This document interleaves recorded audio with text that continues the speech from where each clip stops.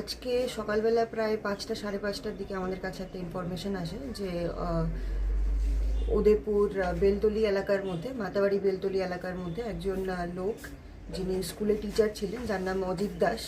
সে ঘুমের মধ্যে তার ছেলে দিগন্ত দাস, যার বয়স 18, সে ইকফাইয়ের মধ্যে ইঞ্জিনিয়ারিং পড়ছিল, এবং তার মিসেস, যার নাম রূপা দাস, যার বয়স 45 বছর, ওদের দুজনকে কোনো একটা কারণবশত ঘুমের মধ্যে লাঠি দিয়ে আঘাত করে মার্ডার করেছে। কি কারণে করেছে এদিকে জানা গেছে? এখন পর্যন্ত প্রিলিমিনারি ইন্টারোগেশনে আমরা যতটুকু জানতে পেরেছি যে উনি মানসিক অসুস্থতায় ভুগছিলেন, যেটার কারণে উনি আন্ডার ট্রিটমেন্টও ছিলেন,